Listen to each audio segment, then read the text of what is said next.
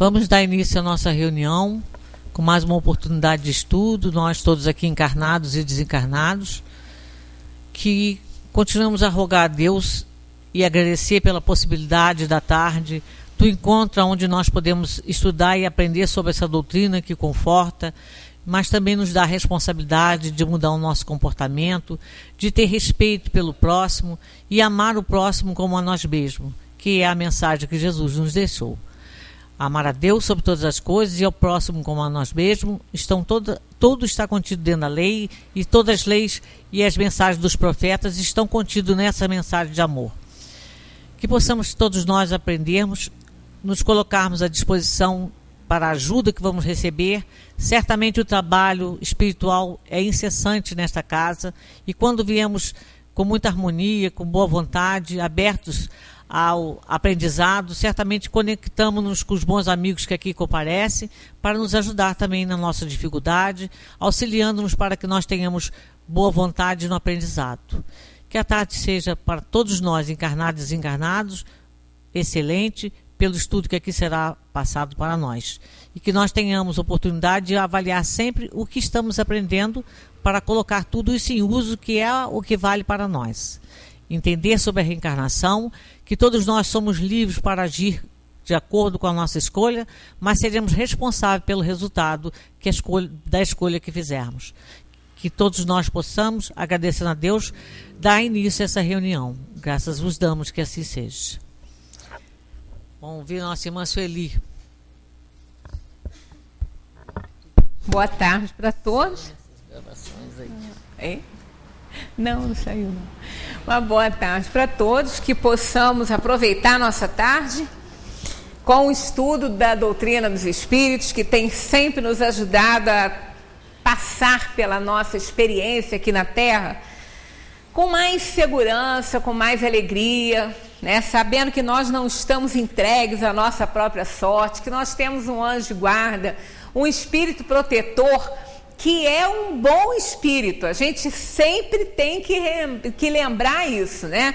O anjo da guarda é um espírito bom. Mas quando nós falamos em espírito bom, não é esse espírito bom que nós nos achamos, não, que a gente se acha bom. Bom nesse sentido e somos, né? Nesse sentido da gente estar reconhecendo a importância de colocar em prática essa doutrina, de não fazer, né, ou pelo menos não desejar, né, o mal para o nosso inimigo. A gente aprende que amar o inimigo nessa terra aqui é não querer mal para ele, é ficar feliz com as coisas boas que acontecem com ele. A gente não precisa ir lá abraçar, apertar a mãozinha, dar tapinha nas costas, conviver. Isso não nos é exigido pelo Espiritismo com o nosso inimigo. Porque, afinal de contas, né, nós não podemos ter pelo nosso inimigo o mesmo apreço que temos pelo amigo, porque sabemos que, como inimigo que é, ele não vai vacilar e nos prejudicar. Então, a gente não pode confiar, né? Nós não podemos confiar, mas daí a desejar o mal, a querer se vingar, ficar feliz com as coisas ruins que aconteçam com ele, isso é uma distância muito grande, né? Então a gente aprende no Espiritismo muitas coisas que nos ajudam a viver, né, aqui nessa terra abençoada, né, nessa verdadeira escola. Então, com certeza, o Espiritismo ameniza isso. E aí, nesse sentido, nós não somos maus, né? Nós não somos malévolos, melhor dizendo. Nós não somos espíritos malévolos, nós somos espíritos inferiores. Mas quando eu digo que o anjo da guarda é um bom espírito, não é essa bondade que a gente alcançou, não, de não fazer mal a ninguém, ou pelo menos não ter essa proposta, né? Como espíritos inferiores que somos, nós não podemos muitas vezes ter certeza das nossas reações diante de determinadas situações, não. Né? Às vezes a gente faz umas coisas que depois a gente fala, olha, eu não sabia que eu era capaz disso. Mas isso porque nós ainda estamos na classe dos espíritos inferiores e com isso somos cheios de inferioridades e paixões que realmente nos arrastam muitas vezes para o mal. O arrastamento não é irresistível, mas às vezes a gente se deixa arrastar. Então, nesse sentido, nós somos inferiores. né? Agora, conscientemente, de caso pensado, a gente não é capaz de fazer uma maldade com uma pessoa, com um ser vivente, né? Qualquer que seja. Mas a gente ainda é um pouco imprevisível quanto às nossas reações diante de atitudes que a gente possa, né, se ver aí envolvido. Mas quando eu digo um bom espírito, é que o anjo da guarda, o espírito protetor, ele não é mais um espírito inferior. Ele não tem as nossas inferioridades, ele não tem as nossas fraquezas, senão ele não poderia tomar conta da gente. Como é que a gente vai entregar uma criança para alguém tomar conta igual a ela? Né? Com a mesma irresponsabilidade da criança? Não vai. Então a gente entrega para uma pessoa que pelo menos a gente considera responsável, né? Acima daquela falta de juízo ali de uma criança que ainda não tem um raciocínio lógico. Então o espírito protetor é um espírito que está acima disso. Ele está acima das nossas paixões, por isso ele pode nos aconselhar, por isso ele pode nos guardar, né? Está ali reconhecendo as nossas imperfeições, negligências, imprudências, mas não se aborrece com isso, como nós nos aborrecemos com as imprudências, negligências das pessoas, porque somos inferiores, a gente é impaciente. O espírito protetor não é. É um espírito que está na ordem dos bons espíritos. Então, só saber que nós temos a nos guardar um espírito assim, né, que é um espírito bom, que está acima da inferioridade que nós nos encontramos, isso é bom demais. Né? Então, temos a certeza que estamos sempre guardados por ele. E quando for algo que ele não possa evitar, porque faz parte do nosso karma, né, da nossa expiação, das nossas provações, ele vai estar ali nos dando força, ânimo e coragem para a gente enfrentar as nossas situações. Isso é um bem enorme. O professor Brian Weiss, no livro Muitas Vidas, Muitos Mestres, ele cita isso. Ele fala que se nós tivéssemos conhecimento, ou pelo menos incorporássemos esse conhecimento às nossas atitudes, de que nós somos tutelados por um espírito bom, né, um espírito que está acima da inferioridade, nós com certeza caminharíamos com mais alegria nessa terra, sabendo que somos responsáveis pelo que fazemos, mas que temos alguém especificamente designado por Deus para nos guardar. Isso é muito, né? Isso é muito, isso é tudo numa terra de provação e de expiação, onde as atrocidades, as maldades imperam, né? Imperam. Imaginemos nós entregues à própria sorte no mundo desse que nós vivemos. Como esse mundo está complicado, como está difícil. Cada vez, cada dia, a gente fica sabendo de uma atitude indigna, má, uma atitude atroz de um ser humano, né, em relação a outros seres humanos e até de outros reinos. Né? Então, realmente, é um mundo que exige de nós muita vigilância de pensamento, né, muita oração, porque a gente está vivendo num mundo que não é fácil, ainda mais nessa transição em que ele está passando, né, que vai, pela lei da evolução, a Terra vai ser um plano regenerador. Não sabemos quando, mas vai. Então, nós estamos nessa Terra aí aprendendo muito mais pela dor do que pelo amor. Né? Aqui nós somos reprovados, somos espíritos reprovados, por isso que a gente está aqui.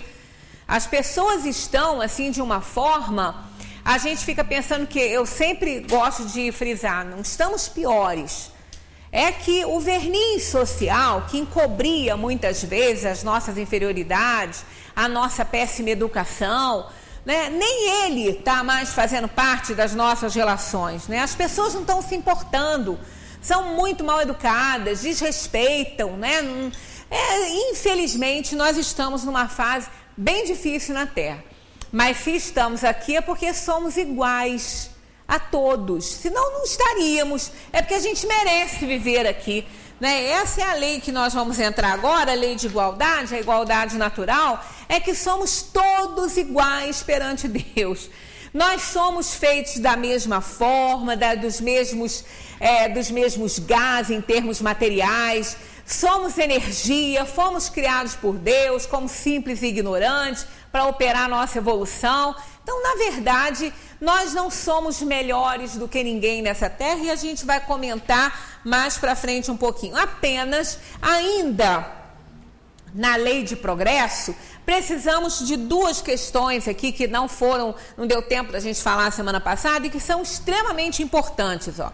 De que maneira o Espiritismo pode contribuir para o progresso? Né? Como ele pode contribuir para o progresso? E a gente obtém dos Espíritos a resposta que, destruindo o materialismo. O materialismo, não resta dúvida, é um grande obstáculo ao progresso. Porque as pessoas achando que elas têm uma vida só, que elas não vão, né? Que elas vão morrer e vão acabar. Aí não há uma preocupação muito grande com a felicidade do outro, com a solidariedade, com a compaixão, embora parece até que é realmente proposital isso aí com a questão do direcionamento de determinadas almas a determinados núcleos sociais e tudo, né?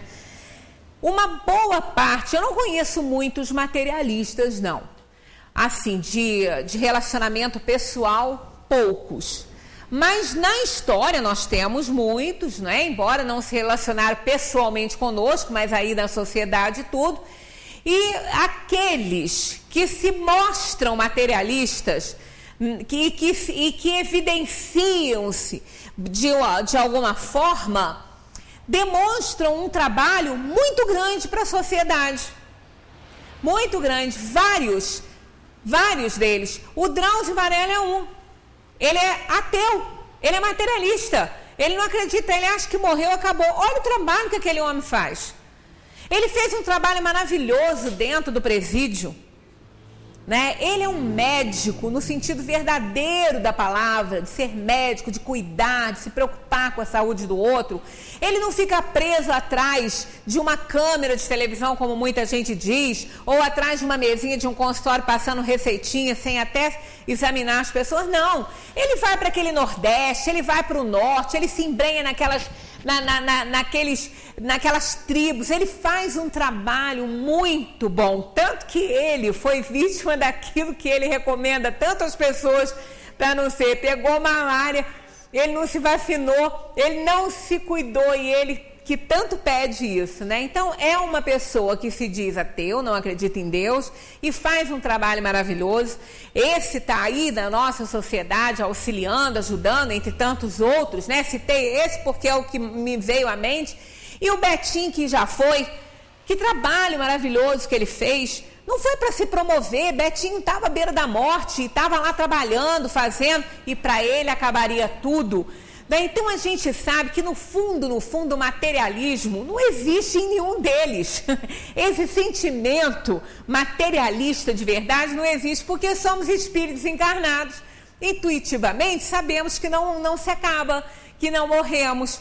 Por isso que eles têm essa tranquilidade e, no fundo, intuitivamente, trabalham em favor do próximo. Embora se mostrem e se dizem dessa forma, que morreu, acabou. Mas se esse fosse um sentimento real mesmo dentro deles, eles só acham que são, como diz Viriato Correia, que também se dizia materialista, e na hora que se viu no aperto em duas situações muito graves na vida dele, ele gritou: ah, meu Deus, materialista não tem esse negócio de meu Deus, não, né? Deus me ajude, não tem, não.